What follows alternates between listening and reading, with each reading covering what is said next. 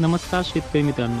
THPS weather technology Jalna म्हणजेच तोडकर हवामान अंदाज प्रयोगशाळा घनसावंगी.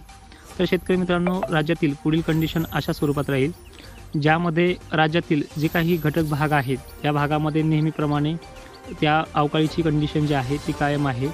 आजची जी कंडिशन आहे तर ही कंडिशन अमरावती, अकोला तसेच वाशिमचा उत्तरेकडील भाग, वर्धा, यवतमाळ जिल्हा, नागपूर, गोंदिया, भंडारा या परिसरामध्ये नेहमीप्रमाणे वातावरण सक्रिय असणार आहे.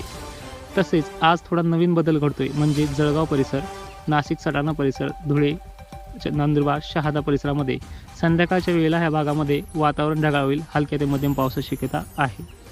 तर मित्रांनो, जे भाग आहेत जसे की परभणी, मराठवाड्यातील बरेचसे जिल्हे आहेत, यांनाही आजची परिस्थिती हलक्या ते मध्यम पावसाची असेल. पण HP आणि LP कंडिशन तुम्हाला मी बऱ्याच वेळेस समजून सांगितले आहे लाईव्हच्या माध्यमातून.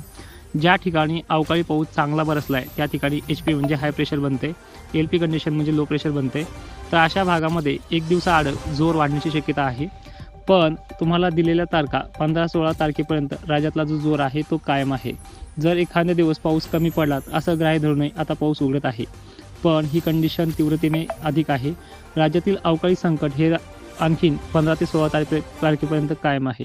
काही भागामध्ये पश्चिम महाराष्ट्रामध्ये 16 ते 17 किंवा 18 तारखेपर्यंत ही राहण्याची शक्यता दाट आहे. तर आता विभागानुसार आपण या पावसाची विभागणी करूयात. आजचा जो जोर आहे उत्तर विदर्भ म्हणजे अकोला, अमरावती भागामध्ये आजही विजांच्या कडकडाट प्रवेश होईल. जसे की नांदेड पट्टा, लातूर पट्ट्यामध्ये उद्यासुद्धा ह्या पावसाचा जोर वाढणार आहे 11 तारखेला. जालना, बीड, छत्रपती संभाजीनगर 12 तारखेला या भागामध्ये जोर असेल. आणि या काळामध्ये आजही 10 तारखेला ढगाळ वातावरण होऊन पावसाची शक्यता आहे.